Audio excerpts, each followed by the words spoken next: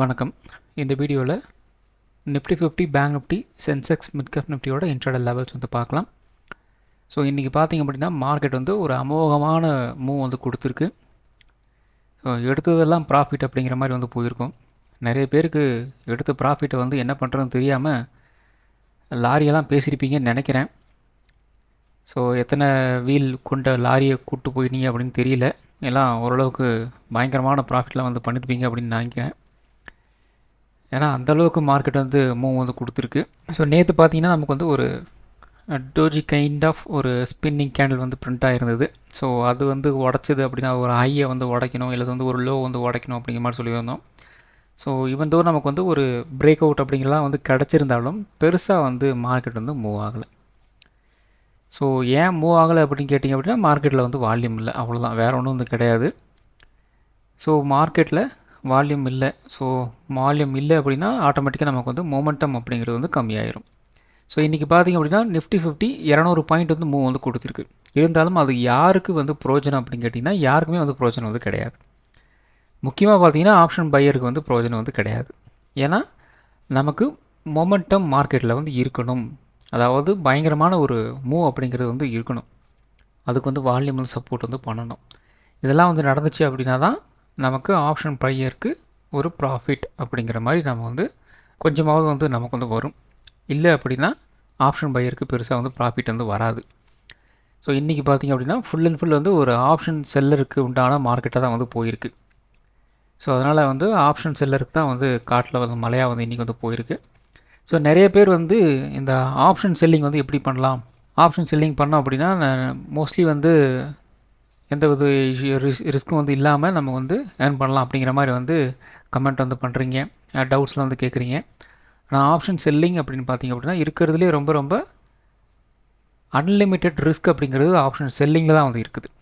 இன்னும் ஒரு முக்கியமான விஷயம் என்ன அப்படின்னா அதுக்கு வந்து இன்னும் உங்களுக்கு வந்து ட்ரேடிங் கேபிட்டல் ரொம்ப ரொம்ப ரொம்ப அதிகமாக வந்து தேவைப்படும் கம்பேரிட்டிவ்லி ஆப்ஷன் பையிங்.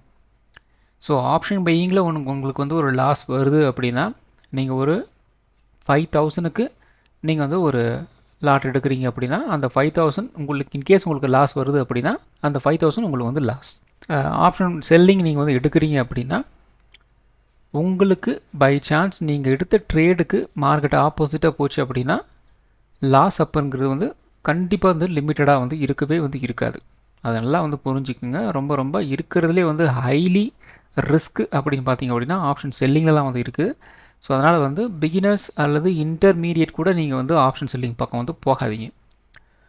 முழுக்க ஒரு குறைந்தபட்சம் உங்களுக்கு வந்து ஒரு ஆப்ஷன் செல்லிங் பக்கம் வந்து போகணும் அப்படின்னா நீங்கள் ஒரு 5 இயர்ஸுக்கு மேலே ஒரு நல்லா சொல்லிக்கிற மாதிரி ஒரு லெவலுக்கு வந்து இருக்கிறீங்க அப்படின்னா மட்டும் நீங்கள் வந்து சும்மா சின்னதாக வந்து ட்ரை வந்து பண்ணலாம். தவிர்த்து பிகினர்ஸ் இன்டர்மீடியட் எக்காரணத்தை கொண்டு இந்த ஆப்ஷன் செல்லிங் பக்கம் வந்து போகாதீங்க. அது அந்தளவுக்கு வந்து நல்ல விஷயங்கள் வந்து கிடையாது, அவ்வளோதான் சொல்லுவேன். ஒன் டே சார்ட்டை பற்றி பெருசாக ஒன்றும் சொல்கிறதுக்கு இல்லை. மறுபடியும் சொன்னேன் அப்படின்னா அடிக்க வந்துடுவீங்க. அதனால் வந்து பெருசாக வந்து இது எக்ஸ்பிளைன் வந்து பண்ணலை. இருந்தாலும் இந்த லெவல் தான், இந்த லெவல் ஏதாவது ஒரு பக்கம் வந்து உடச்சிட்டு போனால் தான் ஏதாவது நம்ம வந்து யோசிக்க முடியும். அதர்வைஸ் மார்க்கெட் வந்து ஒரு ரேஞ்ச் கவுண்டர்கள் வந்து சுற்றும். ஸோ அடுத்தது பார்த்திங்க அப்படின்னா 1 ஹவர் சார்ட்டு. ஸோ இந்த 1 ஹவர் சார்ட்டை பொறுத்த வரைக்கும் நமக்கு வந்து மார்க்கெட் வந்து கொஞ்சம் கொஞ்சமாக வந்து மேலே ஏறி இப்போ வந்து பார்த்திங்கன்னா ஒரு ரெசிஸ்டன்ஸ் கிட்ட வந்து ட்ரேட் ஆகி வந்து நிற்கிது. ஸோ இப்போ ப்ரைஸ் கிட்டத்தட்ட இந்த ரேஞ்ச் வரைக்கும் வந்து கூட வந்து அந்த மூவ் வந்து கொடுக்கலாம். ஒரு 24,570 அந்த ரேஞ்சில் வந்து இப்போ வந்து க்ளோசிங் வந்து கொடுத்துருக்குறாங்க. அதுக்கடுத்து இன்னும் கொஞ்சம் ஒரு பாசிட்டிவாக போகிற மாதிரி வந்து இருந்துச்சு அப்படின்னா ஒரு 24,700 வரைக்கும் வந்து மூவ் ஆகலாம். ஒரு 150 பாயிண்ட்ஸ் பக்கம் வந்து இருக்குது. ஸோ இதுக்கு மேலே தான் நமக்கு வந்து ஒரு ரியாக்ஷன் அப்படிங்கிற மாதிரி நம்ம வந்து எடுக்க முடியும். அப்போ இந்த இடத்துல ஏதாவது ஒரு ரிஜெக்ஷன் வந்து பிரிண்ட் பண்ணுறாங்க அப்படின்னா மார்க்கெட் வந்து கீழே இறங்குறதுக்கு வாய்ப்புகள் உண்டு. அதே மாதிரி இந்த இடத்துல ஒரு பிரேக் அவுட் நல்ல வால்யூமோடு வந்து கிடைக்கிது அப்படின்னா மார்க்கெட் வந்து இப்படி வந்து மூவ் ஆகலாம். ஸோ இப்படி மூவ் ஆச்சு அப்படின்னா தான் மார்க்கெட்டில் நாம் எதிர்பார்த்த ஒரு 1000 பாயிண்ட்ஸ் பக்கம் மூவ் வந்து கிடைக்கலாம். ஸோ அந்த 1000 பாயிண்ட்ஸ் மூவ் அப்படிங்கிறது வந்து ஒரே நாளில் வந்து கிடைக்கணும் அப்படின்ட்டு எந்த விதமான ஒரு அவசியம் வந்து கிடையாது. அதை நல்லா வந்து புரிஞ்சு வச்சுக்கோங்க. அது ஒரு நாளில் வந்து பை சான்ஸ் ரொம்ப ரேர் கேஸாக கிடைச்சாலும் கிடைக்கலாம், அல்லது வாரம் வச்சு கூட வந்து அந்த மூவ் வந்து கிடைக்கலாம். ஸோ அதுக்கு எல்லாத்துக்கும் நம்ம வந்து ரெடியாக வந்து இருக்கணும். ஸோ அதனால தான் வந்து ஒரு லெவலில் நம்ம வந்து ப்ரிடிக்ட் வந்து பண்ணுறோம் அல்லது வந்து ஒரு கெஸ் பண்ணி வைக்கிறோம் அப்படின்னா முடிஞ்ச அளவுக்கு அதை வந்து ஒரு இன்ட்ராடே ட்ரேடில் நம்ம வந்து ட்ரேட் எடுக்கிறதுக்கு வந்து ட்ரை வந்து பண்ணணும். ஸோ மோஸ்ட்லி நம்ம வந்து பொசிஷனலாக வந்து இப்போதைக்கு வாய்ப்புகள் ரொம்ப ரொம்ப கம்மியாக வந்து இருக்குது. ஏன்னா தினம் ஒரு நியூஸ் வருது, தினம் ஒரு பாசிட்டிவ் வருது, ஒரு நெகட்டிவ் வருது. ஸோ ஒரு கேப்பு போகுது, ஒரு கேப்டன் வருது, அதுக்கப்புறம் வந்து ஒரு ட்ரேடிங் ஆப்பர்ச்சுனிட்டி அப்படிங்கிறது வந்து இல்லை. ஸோ அதனால் முடிஞ்ச அளவுக்கு இன்ட்ராடேல ஏதாவது வந்து சான்ஸ் கிடைக்குதா வந்து பாருங்கள், அவ்வளோதான். அதுக்கு மேலே வந்து எதுவும் வந்து ட்ரை பண்ணாதீங்க, அவ்வளோதான். எதுவும் வந்து ஹோல்டு வந்து பண்ணாதீங்க. நாளை நமக்கு வந்து ஏதாவது ஒரு ரியாக்ஷன் கிடைக்கும் அப்படிங்கிற மாதிரி நான் வந்து யோசிக்கிறேன். அல்லது சில விஷயங்கள் அந்த ஒரு 4-5 ஸ்டேட்டுக்கு வந்து எலெக்ஷன் வந்து நடக்குது இல்லையா? ஸோ அதுக்காக கூட வந்து மார்க்கெட் வந்து அப்படியே கொஞ்சம் பொம்புற மாதிரி கூட வந்து இருக்கலாம். ஸோ அப்போ நமக்கு வந்து ஒரு இந்த கேப்பில் ஏதாவது ஒரு ரியாக்ஷன் வந்து கிடைக்கணும். ஸோ டெக்னிக்கலாக பார்த்திங்க அப்படின்னா அந்த ரியாக்ஷன் கொடுக்கறதுக்கு வந்து மார்க்கெட் ரெடியாக தான் வந்து இருக்குது. அதை ட்ரிகர் பண்ணுற மாதிரி ஏதாவது ஒரு நியூஸ் வந்து கிடைக்குதா அப்படின்னு நம்ம வந்து பார்க்கணும். அப்படி அந்த ட்ரிகர் பண்ணுற மாதிரி நியூஸ் ஒரு பாசிட்டிவாக இருந்துச்சு அப்படின்னா மார்க்கெட் அப்டர்ன் போகலாம். நெகட்டிவ் ட்ரிகராக இருந்துச்சு அப்படின்னா மார்க்கெட் வந்து கீழே வந்து இறங்கலாம். அதுதான் வந்து நடக்கிறதுக்கு வாய்ப்புகள் இருக்குது. ஸோ வெயிட் பண்ணி வந்து பார்க்கலாம். அடுத்தது 50 மினிட் சார்ட்டு. இந்த 50 மினிட் சார்ட்டில் நேற்றே நம்ம வந்து இந்த ட்ரெண்ட் லைனை பற்றி வந்து சொல்லியிருந்தோம். என்ன அப்படின்னா இந்த இடத்துல ஃபஸ்ட்டு ஒரு சப்போர்ட்டு, செகண்ட் சப்போர்ட் வந்து இந்த இடத்துல எடுத்துருந்தாங்க, தேர்டு இந்த இடத்துல, அண்ட் ஃபோர்த் இந்த இடத்துல வந்து எடுத்துருக்குறாங்க. ஸோ இன்றைக்கி வந்து ஒரு பாசிட்டிவான ஒரு டேவாக தான் வந்து போய் முடிஞ்சிருக்கு. என்ன அப்படின்னா இன்றைக்கி ட்ரேடே வந்து எடுக்கக்கூடாது. ஏன் எடுக்கக்கூடாது அப்படின்னா மார்க்கெட் வந்து ஒரு ஹையர் ஹை வந்து போச்சு அப்படின்னா நம்ம வந்து பாசிட்டிவாக ஒரு மூவ் எடுத்துகிட்டு வந்து ட்ரை வந்து பண்ணலாம். ஒரு லோயர் லோ வந்து போச்சு அப்படின்னா என்ன பண்ணலாம், மார்க்கெட் வந்து நம்ம வந்து ஒரு புட் ஆப்ஷன் சைடு வந்து போகலாம். ஸோ இன்றைக்கி பார்த்திங்க அப்படின்னா கரெக்டாக 10:45க்கு மார்க்கெட் வந்து முடிஞ்சு போச்சு. 10:45 கூட ஒரு 11 மணி கூட வந்து வச்சுக்கோங்க. 11 மணிக்கு வந்து டோட்டல் மார்க்கெட்டோட அந்த மூவ் அப்படிங்கிறது வந்து முடிஞ்சே வந்து போச்சு. ஸோ அதுக்கு மேலே வந்து மார்க்கெட் எங்கேயுமே வந்து மூவ் ஆகலை. ஸோ இந்த இடத்துல பார்த்தீங்கன்னா ஒரு லோ நமக்கு வந்து பிரிண்ட் ஆகிருக்கு 10:15க்கு.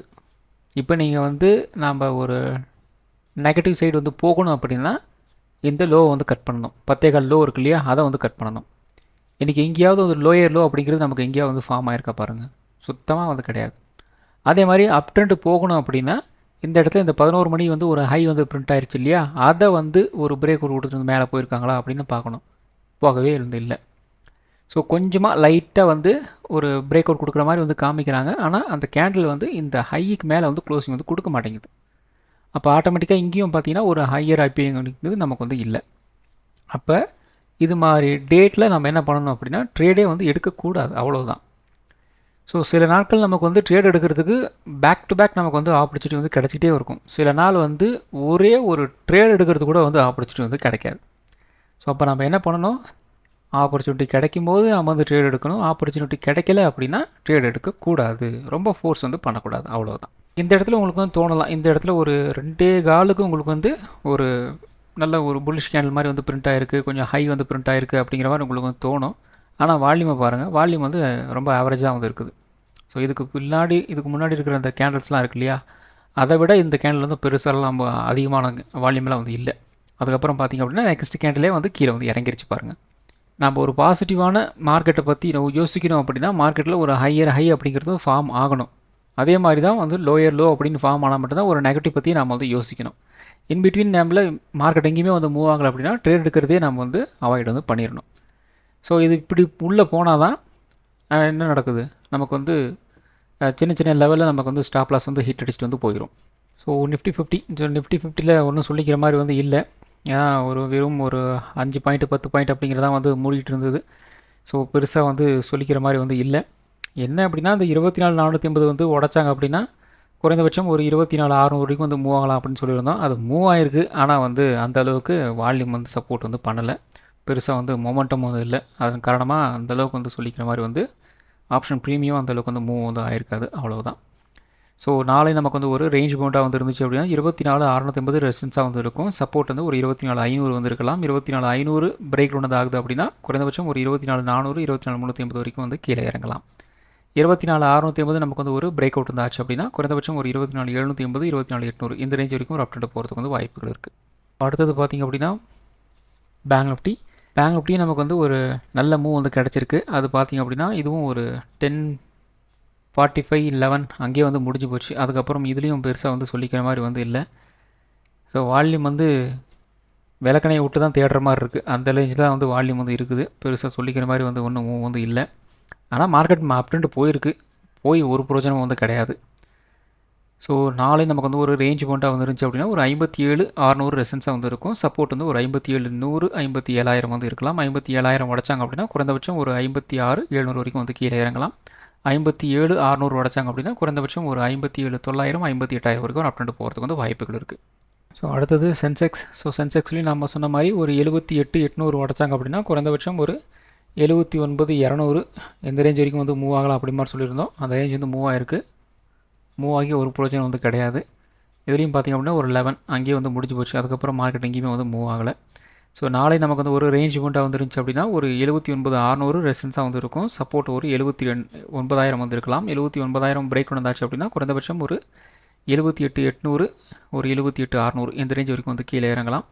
79,600 உடைச்சாங்க அப்படின்னா குறைந்தபட்சம் ஒரு 80,000 வரைக்கும் ஒரு அப்ட்ரெண்ட் போகிறதுக்கு வந்து வாய்ப்புகள் இருக்குது. அடுத்தது பார்த்திங்க அப்படின்னா mid cap Nifty. So mid cap Nifty 10.15 வந்து மார்க்கெட் வந்து முடிஞ்சு போச்சு. ஸோ அந்த இடத்துல இருந்து பெருசாக வந்து மார்க்கெட் எங்கேயுமே வந்து மூவ் ஆகலை. ஒரு 5 பாயிண்ட் 10 பாயிண்ட் அப்படின்னு தான் மூவ் ஆகிட்டு இருந்தது. ஸோ நாளை நமக்கு வந்து ஒரு ரேஞ்ச் பாயிண்ட்டாக வந்துருந்துச்சு அப்படின்னா ஒரு 14,000 நமக்கு வந்து ஒரு ரெசன்ஸாக வந்து இருக்கும். சப்போர்ட் வந்து ஒரு 13,850 வந்து இருக்கலாம். 13,850 உடைச்சாங்க அப்படின்னா குறைந்தபட்சம் ஒரு 13,750 வரைக்கும் வந்து கீழே இறங்கலாம். 14,000 உடைச்சாங்க அப்படின்னா ஒரு 14,100 வரைக்கும் அப்ட்ரெண்ட் போகிறதுக்கு வந்து வாய்ப்புகள் இருக்குது. ஸோ இந்த வீடியோ ஒரு எஜுகேஷன் பர்பஸ் வீடியோ மட்டும் தான். பை பண்ணுறதுக்கோ செல் பண்ணுறதுக்கோ ரெக்கமெண்டேஷன் வீடியோ கிடையாது. இந்த வீடியோ பிடிச்சிருக்கும் லைக் பண்ணுங்கள், உங்கள் ஃப்ரெண்ட்ஸுக்கு வந்து ஷேர் பண்ணுங்கள். மற்றும் ஒரு வீடியோ சந்திப்போம். நன்றி, வணக்கம்.